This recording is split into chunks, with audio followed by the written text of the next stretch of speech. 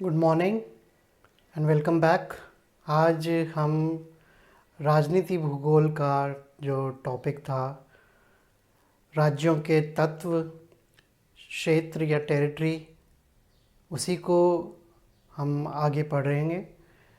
उसमें हमने अब तक जो किया था वो स्थिति के बारे में कर लिया था। आज हम उसके आकार और आकृति के बारे में पढ़ेंगे। राज्य का क्षेत्रीय विस्तार किसी राज्य के राजनीतिक भूगोल की उच्च स्तर पर प्रभावित करता है। यद्यपि राज्य का आकार सर्वदा शक्ति का आधार होता है, फिर भी वह एक विस्तृत राज्य में संसाधनों की विपुलता, जनशक्ति, राजनीतिक प्रतिष्ठा व सामर्थ्य प्राप्ति के ज़्यादा अवसर उपलब्ध होते हैं।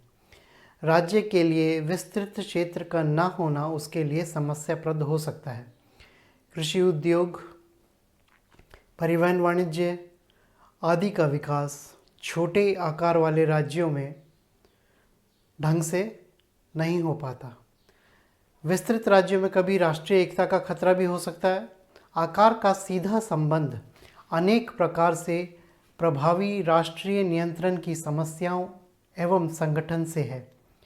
शक्ति, संभाव्यता तथा कूटनीतिक नेतृत्व के संदर्भ में अधिकांश राज्यों का बाह्य राजनीतिक संबंध काफ़ी हद तक उसके क्षेत्रीय आकार पर निर्भर करता है।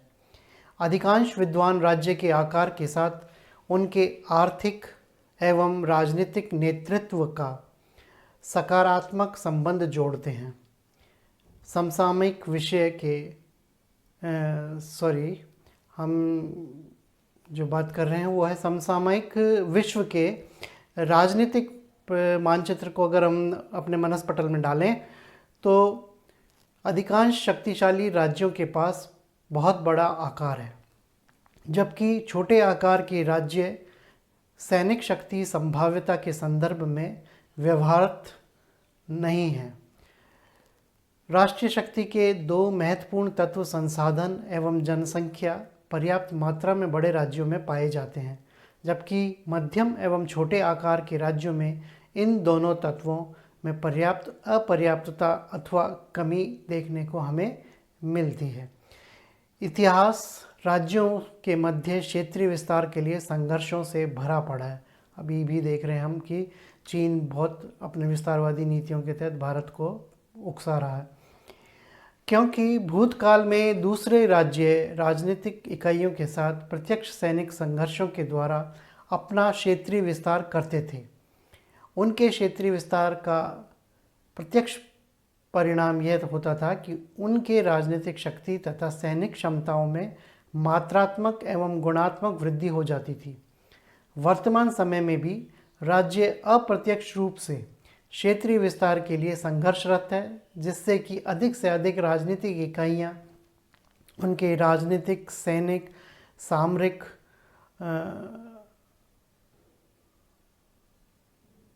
आर्थिक और कूटनीतिक प्रभाव क्षेत्र के अंतर्गत आ जाएं, जिससे कि वे सर्वशक्तिशाली हो जाएं तथा विश्व के राजनीतिक भाग्य को निर्धारित करने में समर्थ हो सकें।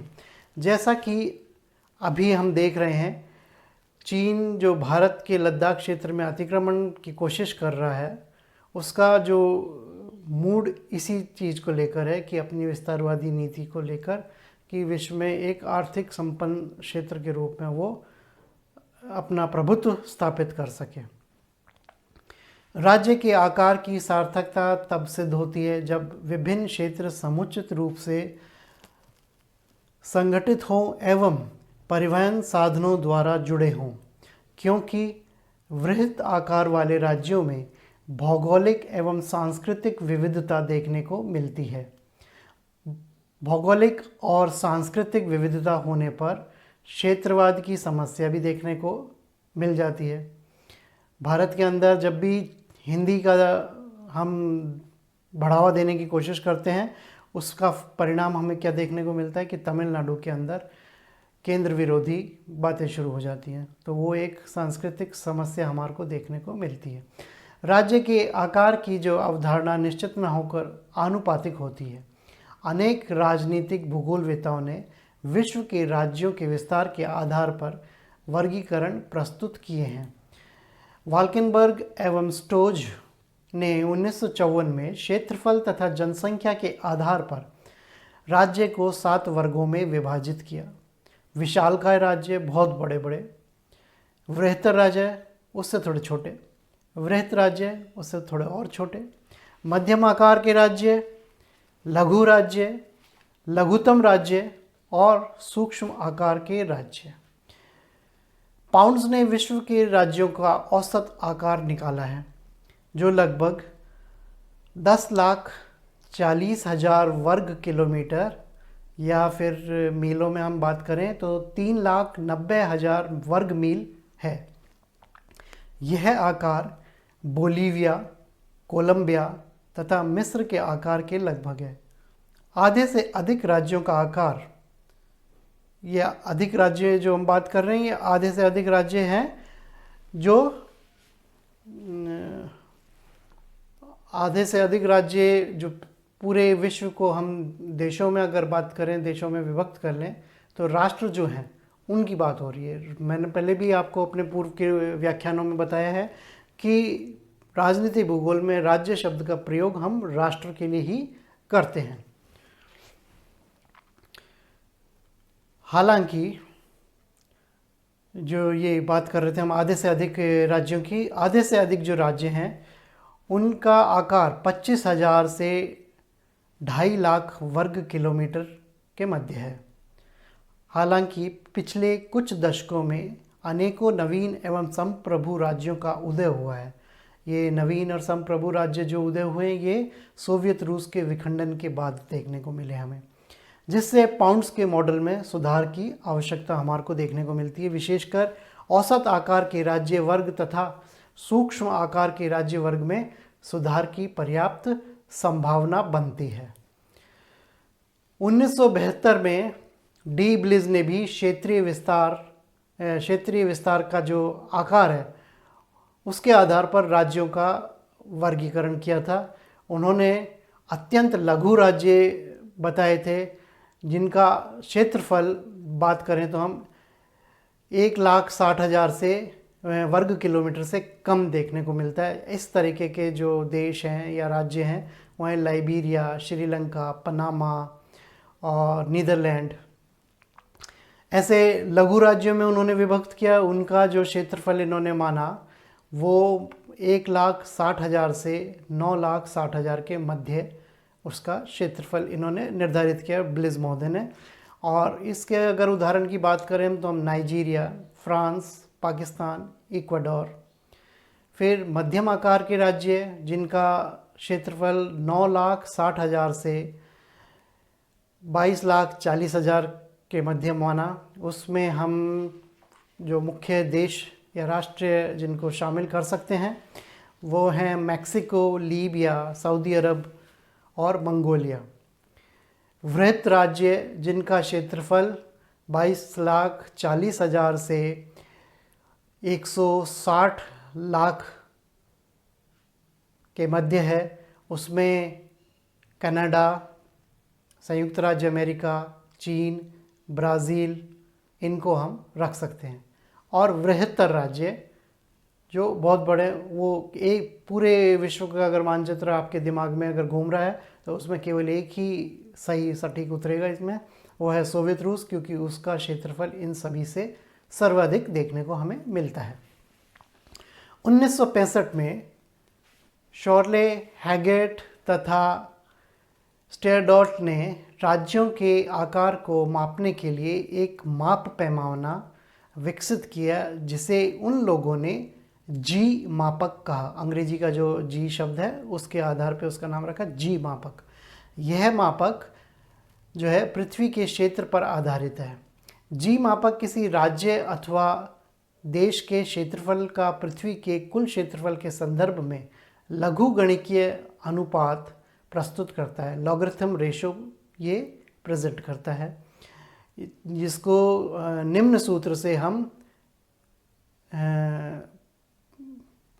दर्शा सकते हैं। ये सूत्र यहाँ पर आपको देखने को मिल रहा है। इसमें G X is equal to log G A और बटा आर एक्स।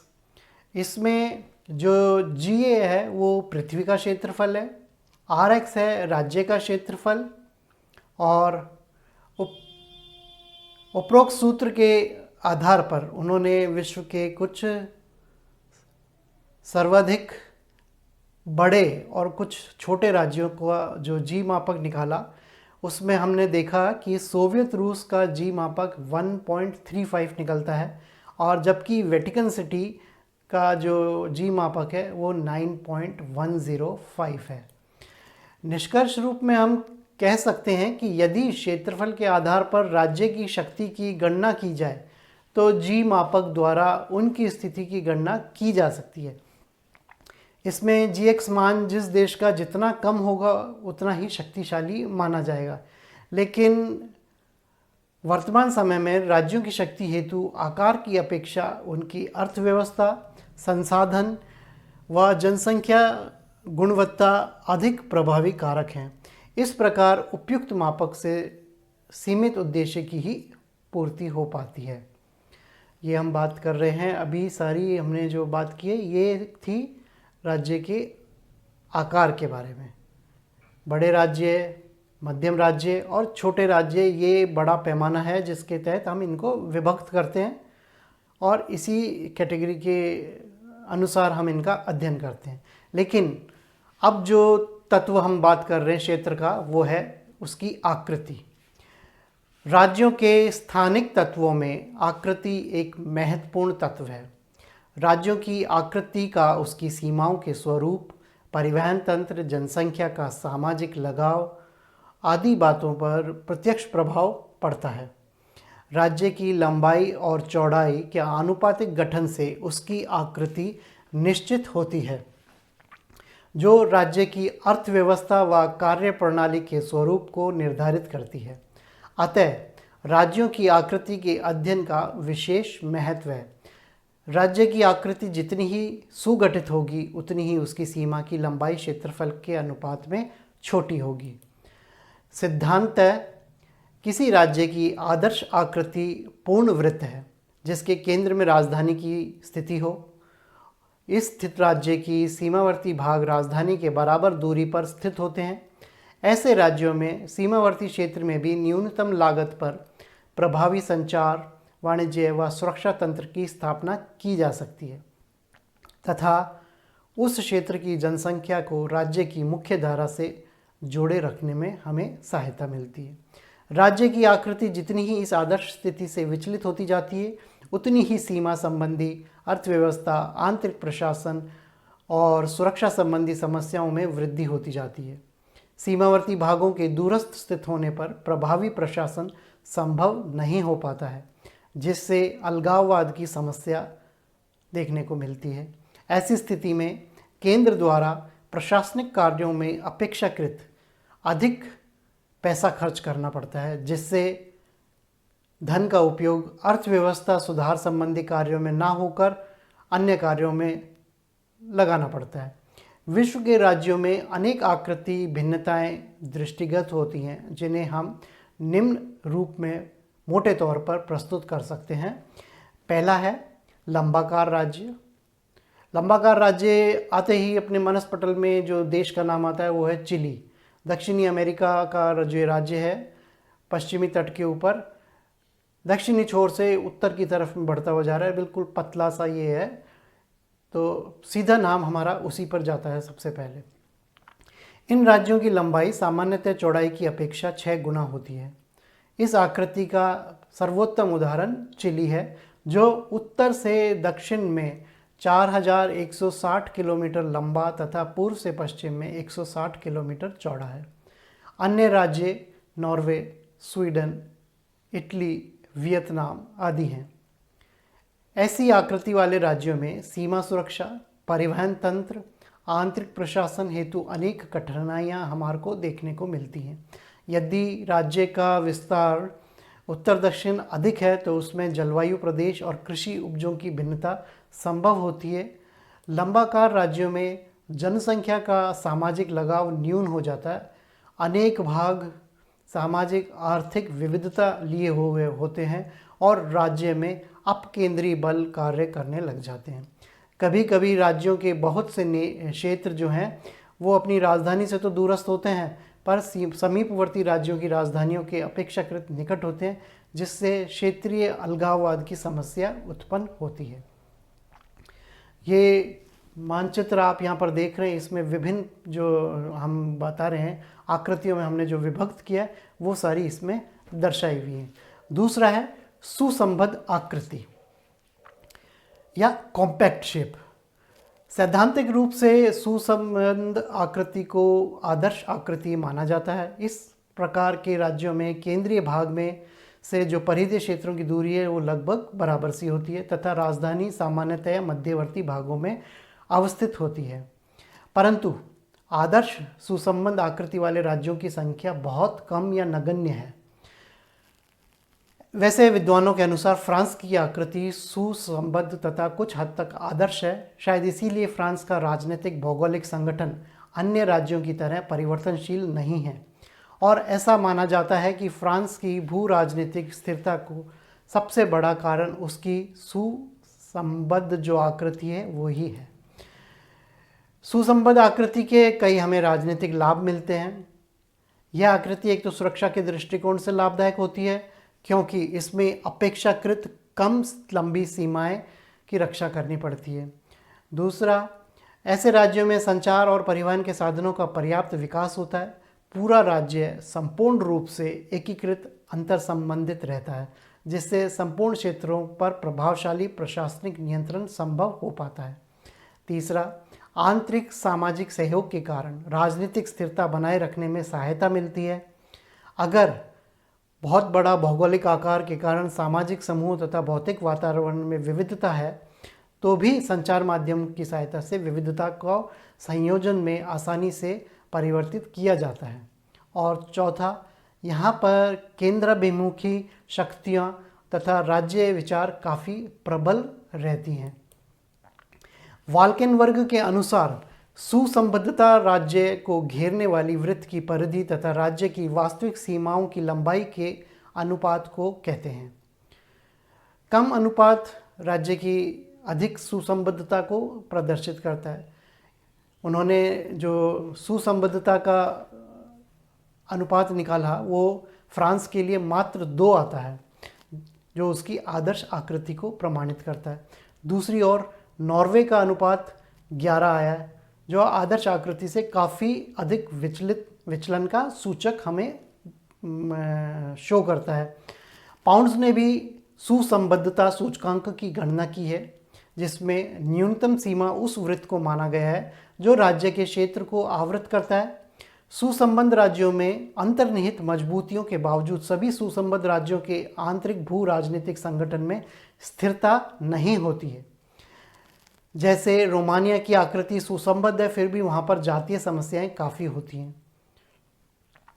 हैं और गंभीर भी हैं, और ये उसकी राजनीतिक अस्थिरता यहाँ पर हमारे को देखने को मिलती है। कुछ सुसंबद्ध राज्य सांस्कृतिक अथवा भू आकृतिक अथवा दोनों के संक्रमण प्रदेश में अवस्थित हैं, जिससे आंतरिक विभाजन की समस्या है। दक्षिण अमेरिका में यूराग्वे, यूरोप में बेल्जियम तथा पोलैंड और अफ्रीका में सूडान ऐसे ही राज्य हैं। तीसरी जो आकृति हमें देखने को मिलती है वो गलियारानुमा आकृति, जिसको प्रोरप्ट शेप बोलते हैं हम।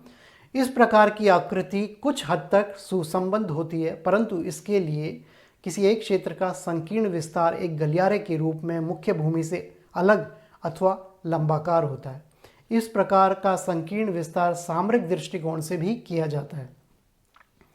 जर्मन भूगोलवेताओं ने इसे विस्तार का अग्रबिंदु या फॉरवर्ड पॉइंट ऑफ ग्रोथ कहा है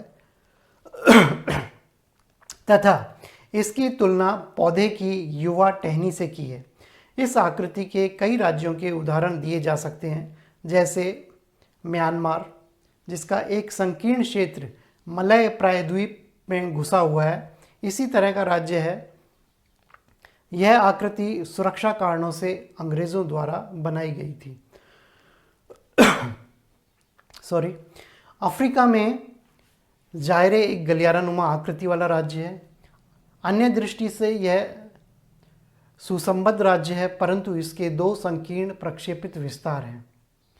जायरे की जो राजधानी क्षेत्र है, जो कि कांगो तथा अंगोला के बीच अटलांटिक महासागर की ओर गलियारे के रूप में अवस्थित है, तथा कटंगा क्षेत्र जो दक्षिण में जाम्बिया की ओर प्रक्षेपित है। अफ्रीका के दक्षिणी पश्चिमी तट पर अवस्थित नामीबिया भी इसी आकृति वाला राज्य है। इसका गलियारानुमा क्षेत्र कैप्रिवी स्ट्रिप या कैप्रिवी पट्टी के नाम से जाना जाता है। नामीबिया के उत्तरी पूर्वी छोर से निकला यह संकीर्ण पट्टी पूर्व की ओर जाम्बेजी नदी तक प्रक्षेपित है, जो अंगोला तथा जाम्बिया को बोत्सवाना से अलग करती है। थाईलैंड भी इसी आकृति वाला राज्य है। गलियारानुमा आकृति वाले राज्यों अथवा क्षेत्रों को प्राय गंभीर प्रशासनिक एवं संचार संबंधी समस्याओं का सामना करना पड़ता है। संकीर्ण गलियारानुमा आकृति केंद्रापसारी प्रवृत्तियों का स्रोत बन जाती हैं, क्योंकि इस क्षेत्र के निवासी अपने आप को और अपने राज्य की अपेक्षा पड़ोसी राज्यों के प्रति झुकाव महसूस करते हैं। इसका प्रमुख कारण अपने राज्य के मुख्य राजनीतिक केंद्रों से इसकी दूरी है। उत्तर पूर्वी अफगानिस्तान में बखान क्षेत्र अफगानिस्तान के संपूर्ण इतिहास में संकट का संभावित सोर्स रहा है, क्योंकि यह 3 नृजातीय सांस्कृतिक क्षेत्रों के मध्य स्थित है, जिसके पृथक्वादी शक्तियां अधिक प्रबल हैं। तो 3 जो क्षेत्र इसके अंदर जो प्रजातियां देखने को मिलती हैं, जिनके ये घिरा हुआ है, एक तरफ अफगान, एक तरफ ताजिक और एक तरफ पठान। पुनः संकीर्ण गलियारा में परिवहन और संचार माध्यमों का पर्याप्त विकास नहीं हो पाता है, जिससे पड़ोसी राज्य उस प्रभावित करने में सफल हो जाते हैं। चौथा है विभाजित अथवा अपखंडित आकृति, डिवाइडेड या फ्रेगमेंटेड शेप। जब किसी राज्य के 1 या 2 अथवा अनेक हिस्से मुख्य भूभाग से अलग होते हैं और फिर भी वे एक स्वतंत्र एवं सार्वभौम राजनीतिक इकाई बनाते हैं, तो वैसी आकृति वाले राज्य को अपखंडित आकृति वाला राज्य कहा जाता है। विश्व में अनेक ऐसे राज्य हैं जिसका परिक्षेत्र संस्पर्शी नहीं है, बल्कि वे दूसरे राज्य के क्षेत्र से अथवा अंतर्राष्ट्रीय जल या समुद्र से विभाजित हैं। जैसे 1971 के पूर्व पाकिस्तान की आकृति इसी प्रकार थी, क्योंकि इसके 2 अंग पश्चिमी पाकिस्तान और पूर्वी पाकिस्तान थे, जो भारतीय उपमहाद्वीप में एक दूसरे से लगभग 1300 किलोमीटर की दूरी पर अवस्थित थे। इन दोनों के मध्य भारतीय गणराज्य स्थित था। इंडोनेशिया दूसरा महत्वपूर्ण उदाहरण है। इसके अंतर्गत 1300 से अधिक द्वीप हैं, जो हिंद महासागर से लेकर प्रशांत महासागर तक 4800 किलोमीटर तक फैले हुए हैं। डी ब्लिज ने अपखंडित राज्यों को 2 वर्गों में विभाजित किया है। पहला महाद्वीपीय अपखंडित आकृति, जिसमें राज्य का बहुत बड़ा महाद्वीपीय अवस्थित वाला होता है तथा शेष अन्य भाग दूसरे राज्यों के स्थलखंड द्वारा अलग रहता है, जैसे पाकिस्तान। तथा दूसरा द्वीपीय अपखंडित आकृति जैसे इंडोनेशिया तथा जापान, जिसमें राज्य के कई अलग अलग टुकड़े सामुद्रिक अवस्थिति वाले होते हैं। Philippines, New Zealand, Papua New Guinea तथा ग्रेट ब्रिटेन आदि द्वीपीय अपखंडित आकृति वाले राज्यों के ही मुख्य उदाहरण हैं। अपखंडित राज्यों का सदैव परिवहन तथा संचार की समस्याओं का सामना करना पड़ता है। इसके अतिरिक्त कई अन्य कठिनाइयां भी पाई जाती हैं, जैसे सुरक्षा की समस्या, एक रूपता का अभाव, प्रत्येक भाग का झुकाव अलग अलग होना, राजनीतिक तथा आर्थिक अस्तित्व के भिन्न भिन्न कारण, केंद्रापसारी तथा अलगाववादी शक्तियों की सक्रियता आदि। इस प्रकार के राज्य के विभिन्न भागों द्वीपों में लोग सामान्यतया भिन्न भिन्न नृजातीय पृष्ठभूमि के होते हैं तथा उनके हित भी अलग अलग हो सकते हैं, जिससे राज्य के सफलतापूर्वक संचालन में कठिनाई उत्पन्न हो जाती है। राजनीतिक प्रभुत्व को लेकर संघर्ष भी होता रहता है। इन सभी के कारण राज्य के एकीकृत राष्ट्रीय व्यक्तित्व को विकसित करना कठिन हो जाता है। केंद्रापसारी शक्तियाँ केंद्र भूमि की जो केंद्र की तरफ खींचने वाली शक्तियों पर हावी रहती हैं, जिससे इसकी राजनीतिक अस्तित्व संकट में हो सकता है। 5वें प्रकार की जो आकृति देखने को मिलती है वो है भेदनाकार आकृति या परफोरेटेड शेप। जब किसी वृहत राज्य में दूसरे किसी स्वतंत्र राज्यों का भी क्षेत्र होता है जो बड़े राज्य के क्षेत्र द्वारा घिरा होता है, तो वैसी आकृति को भेदनाकार आकृति कहते हैं। वैसे इसे हम स्थल आवृत राज्य कह सकते हैं। भेदनाकार आकृति वाला राज्य भी परिवहन एवं संचार समस्याओं से घिरा रहता है। 1947 में स्वतंत्रता के तुरंत बाद भारतीय डोमिनियन अल्पकाल के लिए एक भेदनाकार आकृति वाला राज्य था, क्योंकि इसके राजनीतिक सीमा के अंतर्गत 554 भेदनाकार देशी राज्य थे, जो कि अर्ध संप्रभु राजनीतिक इकाई थे। भारतीय स्वतंत्रता अधिनियम के पारित होने के बाद जब भारतीय गणराज्य बना और देशी राजाओं को अपना भविष्य निर्धारण करने का अवसर दिया गया, तो उस समय भी भारत की आकृति जो है वो भेदनाकारी थी, क्योंकि हैदराबाद, जूनागढ़ तथा जम्मू एवं कश्मीर ने भारत अथवा पाकिस्तान में ना मिलकर स्वतंत्र रहने का निश्चय किया था। यथास्थिति समझौता द्वारा इन देशी राजाओं को भारतीय क्षेत्र से आर्थिक एवं अन्य कार्यों के लिए पारगमन का अधिकार प्राप्त था। हालांकि देशी रियासतों ने के विलय हो जाने के बाद भारत की भेदनाकार आकृति समाप्त हो गई। विश्व में अनेक राष्ट्र ऐसे हैं जो एक से अधिक प्रकार की आकृतियां विशेषताएं रखते हैं। जैसे इटली इसका सर्वोत्तम उदाहरण है। इस इटली की आकृति लंबाकार भी है, परंतु यह अपखंडित राज्य भी है, क्योंकि इसमें कई द्वीप भी सम्मिलित हैं। इसके साथ ही भेदनाकार आकृति वाला भी है। इसी प्रकार से चिली की आकृति लंबाकार है, परंतु द्वीपों पर भी अधिकार रहने के कारण यह अपखंडित आकृति वाला भी है। तो ये सब हम पढ़ रहे थे राज्य के जो तत्व, क्षेत्रों के जो विभिन्न घटक थे, स्थिति, आकार और आकृति। लेकिन शीत युद्ध के समाप्ति के बाद आकृति और ये चीज़ों का महत्व हम अब इतना नहीं कह पाएंगे, क्योंकि बहुत से नवीन राज्य का उदय हुआ है और उन्होंने जो पूर्व में उस राज्य की जो आकृति थी उसमें परिवर्तन ला दिया है। तो ये निरंतर परिवर्तनशील हैं। वर्तमान में भी जैसे चीन ने दक्षिणी चाइना सी में अपना आधिपत्य स्थापित करना, हांगकांग के ऊपर वो अपना आधिपत्य स्थापित करना, भारत के अंदर वो उसका अतिक्रमण करना, इस प्रकार का जो ये है, तो ये नक्शों पर राज्यों की आकृति, आकार और जो स्थिति है वो निरंतर परिवर्तनशील रहती है। तो आज हमने राज्यों के तत्व में पहला जो घटक था क्षेत्र, उसके बारे में अपना व्याख्यान पूरा किया है और शीघ्र ही हम अपने राजनीति भूगोल के दूसरे टॉपिक के साथ आपके सामने उपस्थित होंगे। आज के लिए इतना ही।